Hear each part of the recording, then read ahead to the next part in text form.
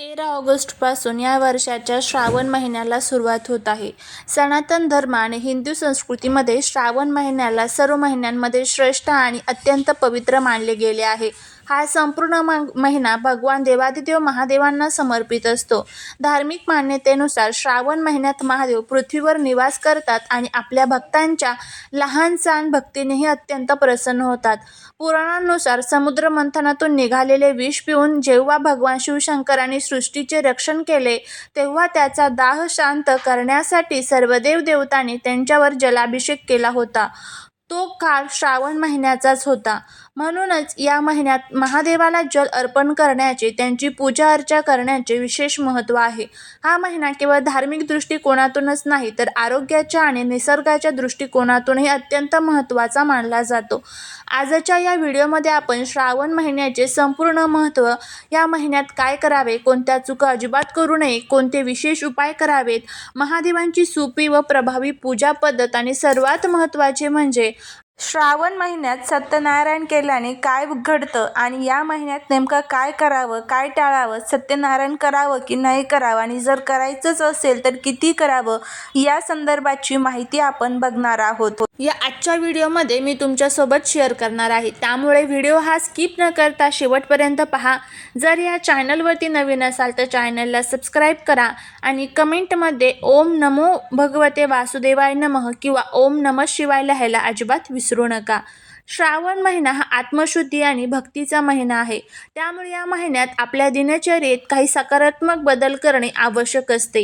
या महिन्यात रोज सकाळी सूर्योदयापूर्वी उठून स्नान करावे आणि स्वच्छ वस्त्रे परिधान करावीत. शक्य असल्यास रोज सकाळी किंवा संध्याकाळी शिवमंदिरात जाऊन महादेवांचे दर्शन घ्यावे. श्रावण महिन्यात दर सोमवारी उपवास करण्याचे विशेष महत्त्व आहे.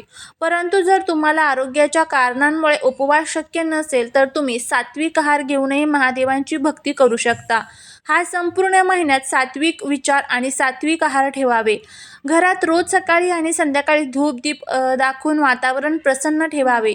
ओम नमः शिवाय या महामंत्रांचा जास्तीत जास्त जप करावा किंवा महामृत्युंजय मंत्रांचे पठण करावे. याशिवाय या महिन्यात दानधर्माला खूप मोठे स्थान दिले आहे. गरीब, गरजू किंवा अन्नछत्रात अन्नदान करणे, कपडे दान करणे किंवा पशुपक्ष्यांसाठी पाण्याची व अन्नाची सोय करणे अत्यंत पुण्यदायी मानले जाते.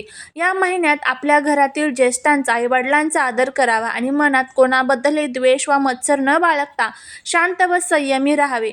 जेवढे महत्त्व या महिन्यात काय करावे याला आहे, तितकेच महत्त्व कोणत्या चुका करू नयेत यालाही आहे. श्रावण महिन्यात सर्व प्रकारचा मांसाहार, दारू, सिगारेट किंवा कोणत्याही प्रकारचे व्यसन पूर्णपणे टाळावे. आहाराच्या बाबतीत सांगायचे तर कांदा, लसूण आणि जास्त तिखट तेलकट पदार्थांचा त्याग करावा. धार्मिक नियम असे सांगतो की या महिन्यात शरीराला तेल लावणे, केस किंवा नखे कापणे टाळावे. विशेषतः सोमवारी हे काम अजिबात करू नये. घरातील वातावरण गढूळ होईल असे कृत्य करू नये. कोणाशी वादविवाद, भांडण किंवा कोणाचे अपमान करू नये. घरात किंवा घराबाहेर कोणाबद्दलही अपशब्द बोलू नयेत.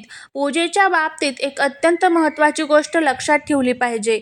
महादेवांच्या पूजेमध्ये कधीही तुळशीची पाने, केवड्याचे फूल, सिंदूर किंवा हळद अर्पण करू नये. या वस्तू महादेवाला वर्ज्य मानल्या गेल्या आहेत. तसेच शिवलिंगावर अर्पण केलेले जल आणि दूध थेट पितळ किंवा तांब्याच्या पात्रातूनच अर्पण करावे. दूध जे असतं तर ते आपल्याला स्टीलने अर्पण करायचं असतं. तांब्याने दूध हे चुकूनही अर्पण करायचं नसतं, कारण ज्या वेळेस तांब्यामध्ये आपण दूध टाकतो त्यावेळेस त्याचं विष तयार होत असतं. कधीही प्लॅस्टिक किंवा हलक्या धातूंच्या भांड्यांचा वापर करू नये. या छोट्या वाटणाऱ्या गोष्टी काळजीपूर्वक पाळल्यास पूजेचे पूर्ण फळ मिळते. आता आपण पाहूया की श्रावण महिन्यात महादेवांची पूजा अत्यंत सोप्या आणि शास्त्रोक्त पद्धतीने कशी करावी. पूजेसाठी सर्वात प्रथम सकाळी स्नान करून पूजेचा संकल्प करावा. त्यानंतर तांब्याच्या तांब्यात शुद्ध जल, थोडे गंगाजल, कच्चे दूध, थोडे काळे तीळ आणि थोडे अक्षत एकत्र करावेत. शिवमंदिरात किंवा घरातील शिवलिंगावर हे जल अत्यंत शांतपणे ओम नमः शिवाय मंत्राचा जप करत अर्पण करावे. जल अर्पण केल्यानंतर शिवलिंगाला पांढरे चंदन लावावे. महादेवाला सर्वात प्रिय असणारी गोष्ट म्हणजे बेलपत्र. महादेवाला नेहमी 3 पानांचे न तुटलेले आणि स्वच्छ बेलपत्र अर्पण करावे. करावे. बेलपत्र अर्पण करताना त्याची गुळगुळीत बाजू शिवलिंगाला टेकलेली असावी. यानंतर शमीची पाने, धोत्र्याचे फूल आणि फळ आणि पांढरी फुले महादेवाला अर्पण करावीत. महादेवाला पांढऱ्या मिठाईचा किंवा फळांचा नैवेद्य दाखवावा. शेवटी कापूर लावून महादेवांची आरती करावी आणि पूजेत काही चूक झाली असल्यास क्षमा मागून आपल्या मनोकामना पूर्ण करण्यासाठी प्रार्थना करावी. ही पूजा पद्धत अत्यंत सोपी असली तरी मनापासून केल्यास महादेवांचा आशीर्वाद निश्चित मिळतो. जर तुमच्या आयुष्यात काही अडचणी असतील तर श्रावण महिना त्यावर उपाय करण्यासाठी सर्वात उत्तम काळ मानला जातो. जर तुमच्या घरात सतत आजारपण असेल किंवा आरोग्याच्या समस्या असतील तर श्रावणात दररोज शिवलिंगावर जलाभिषेक करताना महामृत्युंजय मंत्राचा 108 वेळा जप करावा आणि महादेवाला अर्पण केलेले थोडे जल घरामध्ये शिंपडावे.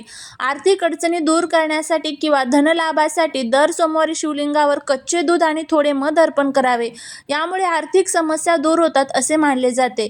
जर लग्नात अडथळे येत असतील किंवा योग्य जीवनसाथी मिळत नसेल तर श्रावणात दर सोमवारी शिवलिंगावर केसरयुक्त दूध अर्पण करावे आणि माता पार्वती व महादेवांची एकत्र पूजा करावी.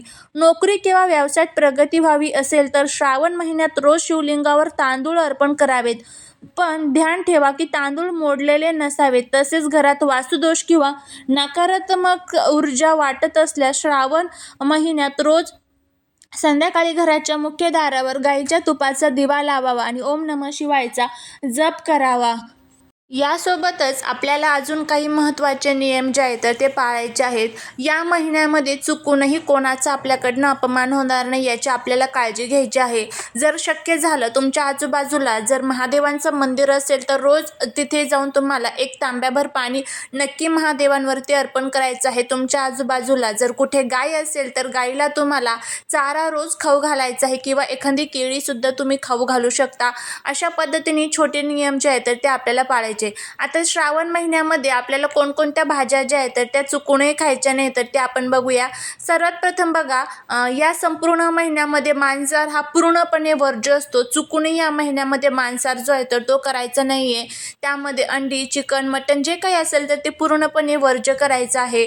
त्यानंतर शक्य झालं तर कांदा, लसूणसुद्धा आपल्याला वर्ज्य करायचं आहे. कांदा आणि लसूण ही राहू केतूचं प्रतीक असतं. यासोबतच ज्या महत्त्वाच्या भाज्या आपल्याला वर्ज्य करायच्या आहे ते म्हणजे पहिला आहे वांग.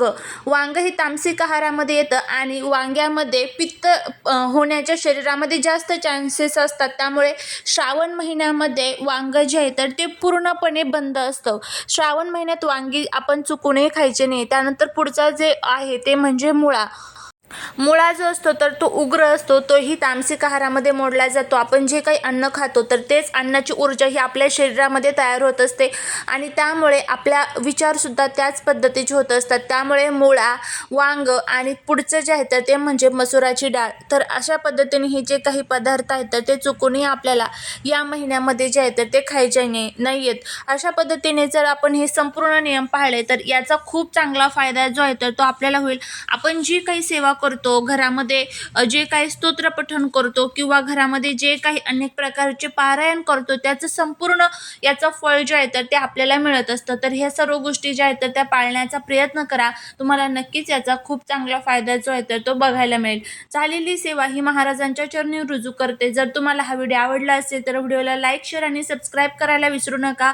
त्याचबरोबर असेच नवनवीन व्हिडिओ पाहण्यासाठी बेल आयकॉनलाही प्रेस करा जेणेकरून माझ्या सर्व नवीन व्हिडिओचं नोटिफिकेशन तुम्हाला मिळेल आणि तुम्ही एक पण व्हिडिओ मिस करणार नाही. आणि हा व्हिडिओ तुमच्या मित्रपरिवारांबरोबर, फ्रेंड्सबरोबर नक्की शेअर करा जेणेकरून त्यांना सुद्धा याचा खूप चांगल्या पद्धतीने फायदा जो आहे तर तो बघायला मिळेल. झालेली सेवा ही महाराजांच्या चरणी रुजू करते. व्हिडिओ आवडला असेल तर लाईक, शेअर आणि सबस्क्राईब करायला अजिबात विसरू नका. भेटूया पुढच्या एका छानशा नवीन व्हिडिओत एका नवीन माहितीसोबत. तोपर्यंत श्री स्वामी समर्थ.